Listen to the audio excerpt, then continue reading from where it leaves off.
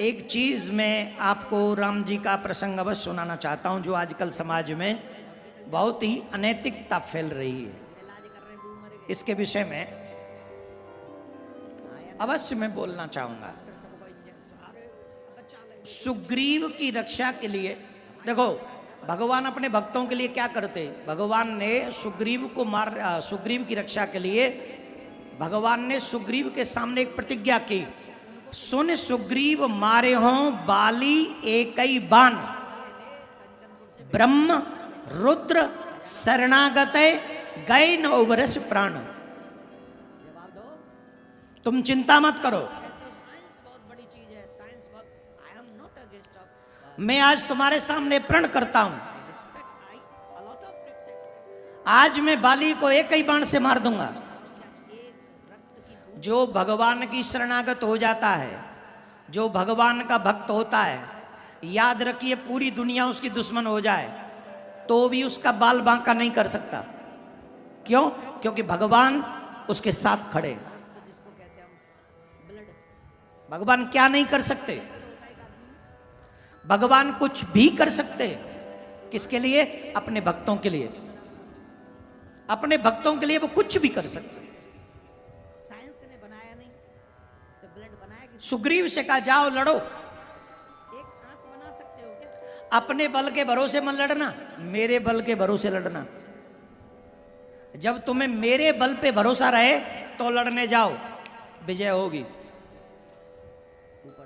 सुग्रीव लड़ने गए, बाली को ललकारा, बाहर निकलो युद्ध करो, आओ मुझसे युद्ध करो।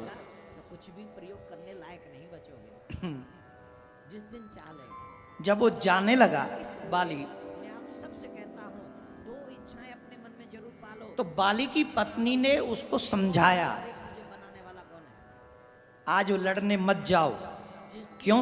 बोले तुम जानते नहीं हो, आज जो सुग्रीव को जिनका बल है ना, उस बल के भरोसे वो आए। इतने में इंटरेस्ट बढ़ गया आपका। वो राम है, तुम उन पे विश्वास करो।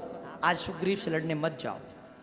ब्रह्मसूत्र था तो ब्रह्म। बाली की पत्नी ने समझाया, लड़ने मत जाओ, भाई तो है, छोड़ दो, क्यों लड़ना है?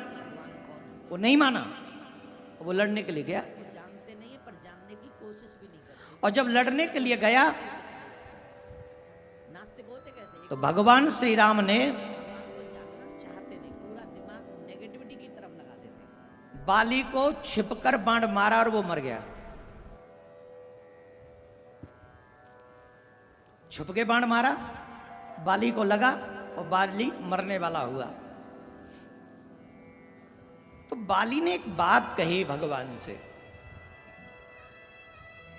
मैं बैरी सुग्रीव प्यारा, कारण कवन नाथ मोई मारा। सभी लोग सावधानी से सुनना, ये बात मैं कुछ विशेष उद्देश्य से कह रहा हूं। समाज में जितनी अनैतिकता आजकल आ रही है उसको ध्यान में रख कर ये कथा सुना रहा हूं। बाली ने कहा, मेरी पत्नी ने कहा था कि सुग्रीव को समदर्शी मिले, तो मैंने अपनी पत्नी से ये कहा कि अगर वो समदर्शी हैं तो समदर्शी का मतलब है सबको समान दृष्टि से देखने वाला समदर्शी। तो अगर वो समदर्शी हैं तो मैं और सुग्रीव उनके लिए दोनों एक जैसे ही होने चाहिए। भाई मैंने कोई समदर्शी का अपराध तो किया नहीं है, मैंने समदर्शी का कोई अपराध तो किया नहीं है, मैं उनका शत्रु नहीं हूं। मेरे लिए समदर्शी के लिए तो मैं और सुग्रीव दोनों एक जैसे होंगे, तो वो मुझे क्यों मारेंगे? यही सोचकर मैं सुग्रीव से लड़ने के लिए आ गया, यही सोचकर। पर आपने मुझे फिर भी मारा। मैं सिर्फ ये जानना चाहता हूं, कारण कवन नाथ मोई मारा। Tell me the reason, just only tell me the reason. मुझे कारण बताइए सिर्फ, और कुछ नहीं जानना मुझे। आपने, मैंने तो सुना है आपका अवतार धर्म की रक्षा के लिए हुआ है, और अगर आपका अवतार धर्म की रक्षा के लिए हुआ है तो विदाउट एनी रीजन किसी को मारना यह धर्म है? धर्म नहीं। कोई तो रीजन होगा ना मुझे मारने का। भगवान बोले, और वाली ने बात कही, धर्म है तो अवतरेव गुसाई, मारेव मोह व्याध की नहीं। आपका अवतार धर्म के लिए हुआ है, फिर आपने मुझे ऐसे मारा क्यों? कोई रीजन तो बता दीजिए। भगवान बोले, सुनो, छोटा रीजन नहीं, बहुत बड़ा रीजन है।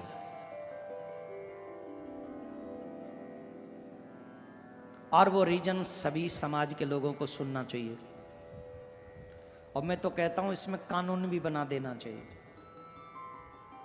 ये शास्त्रीय न्याय है, पौराणिक न्याय है। हमने शिव पुराण में भी सुनाया था ये, अगर याद करो तो। क्या न्याय? भगवान श्री राम कहते हैं, पुत्र वधू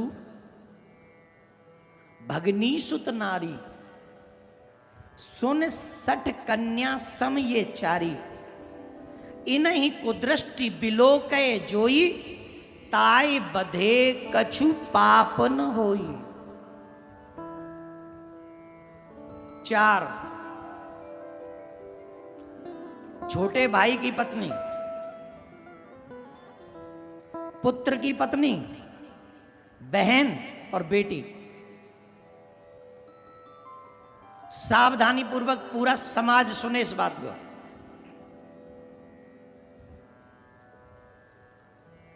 छोटे भाई की पत्नी, पुत्र की पत्नी, अपनी बहन और अपनी बेटी, इन 4 को अगर कोई कुदृष्टि से देखे भी तो उसका वध करने में कोई पाप नहीं। वो समाज में कलंक है, वो देश पे कलंक है, और अगर कलंक जिंदे रहे तो कलंक से टच हो के तमाम और कलंकी होंगे। इसलिए एक कलंकी को मारकर जड़ से कलंक मिटा देने का प्रयास समाज के लोगों को करना चाहिए। मॉडर्न बनना है लेकिन चरित्रहीन नहीं बनना।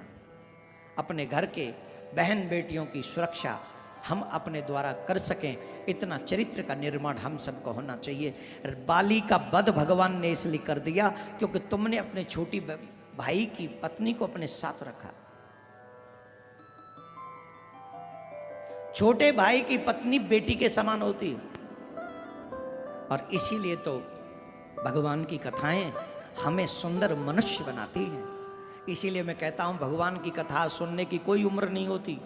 जिस दिन तुम्हारे पाप खत्म हो जाए, तुम्हारी बुद्धि में या लग जाए बात कि नहीं कथा सुनना चाहिए, चाहे तुम 5 साल के ही हो, उसी समय से कथा सुनना शुरू कर दो, तुम्हारा जीवन सुंदर हो जाएगा। बोलो राधे राधे।